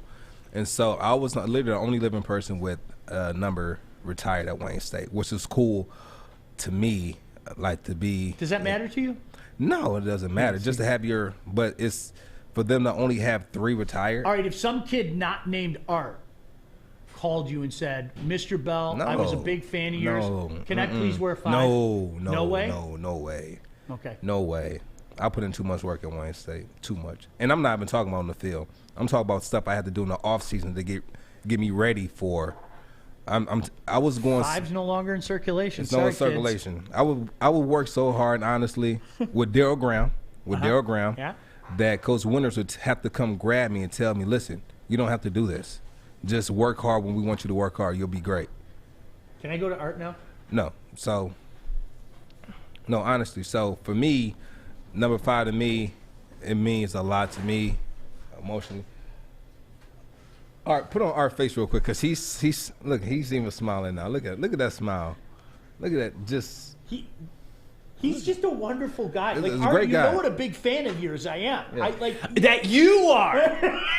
You know, and then he comes talking with his hands and so aggressive. I don't like when he does that. Like those fighting action. You brought up the Italian thing. Mozzarella. You know what's crazy is that I don't have an opinion at home, and I damn as well don't have an opinion here. I have to raise my hand like a child. What are we doing here, Joy? I have him so conditioned that when he goes home, he wants to talk to his wife. Hey, Trisha, can I get a word in, Trisha? Can I just say, yes. I don't like my cornbread burnt on the edges. Is that okay? I can't eat cornbread, but thank you. They have gluten-free cornbread. Anyway, what is the point of retiring a number if we're going to bring it back? Because in my opinion, if I'm an athlete... That's disrespectful to that play. You can't bring it back. Right, and if I'm an athlete and I bring that number back, I'm doing that number a disservice if I suck. Like, Gordie Howe, number. Never bring it back, ever. Like, there's certain players you just... If you're going to honor somebody, it's almost like taking that honor back. Do you know what I always laugh at? I mean, all jokes is it puts Joique in a bad position. Okay, let's call me. Let's say they approached Joique and said, Joique, this kid really wants to wear 5. He's the closest thing to Joique Bell since Joique Bell. Give him 6. Is there any way you can put 5 out of circulation? It puts you in a bad position. You know what I say? Hey, he's close to. He's going to be the closest thing to me. Yeah, give him 4. It's close to 5. But you're right, Sean. It puts Joique in a bad position, or any athlete, because then they have to okay, so all my trials and tribulations I'm putting aside to give it to It's not putting me in a bad position, because I tell a kid. I have no problem telling a kid, I'm sorry, kid. You can wear 5 at Grand Valley, not at Wayne State. What if there was money involved? What if somebody offered you a couple racks? It's not about money. Yeah, it's not Darren Sproles. And Sproles, you still owe Joique money. Yeah, because don't think I forgot about you, Sproles. 43 wasn't significant to me. Like, you could take 43. You can take 43. You know, I don't care about 43. But I'm a businessman, so I can make a profit off changing my number. I changed my number to a better number. What did I change it to? I changed it from 43 to 20. Which one do I want? Yeah. I love 20 because I was second to none. Did you like 35? Ooh, say it again. Say it again, Joy. Hey, you got the wing too? Did you like 35? I love 30. So when I got to the league, I wanted I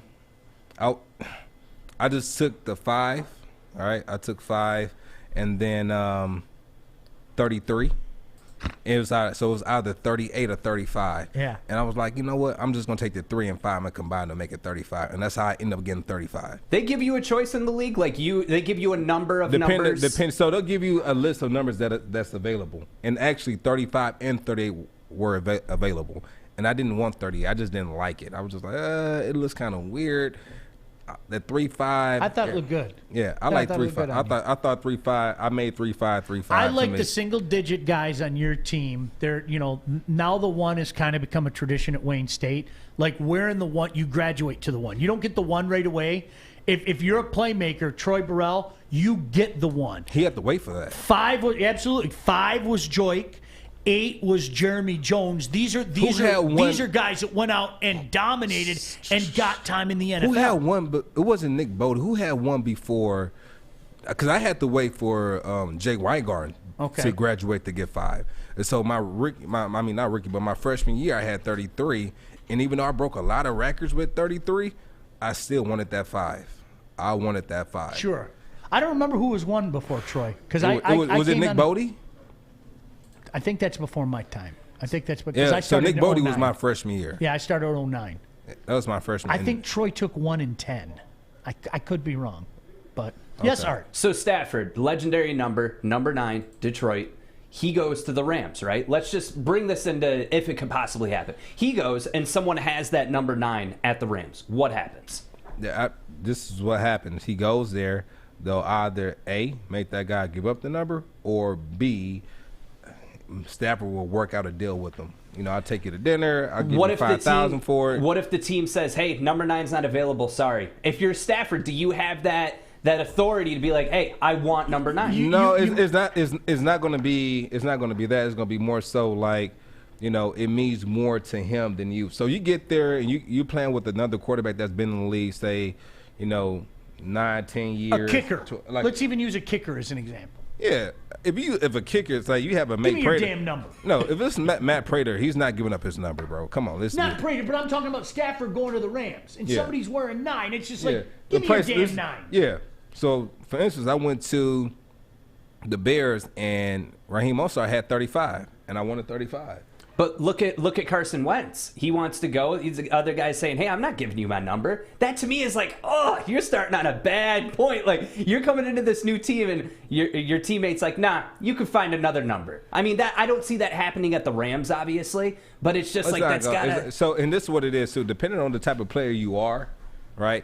Even the coaches or the front office will bring you in and say, "Listen, yeah, we know you wearing that number, but like, if he wants that number, let him get it, but don't kill him."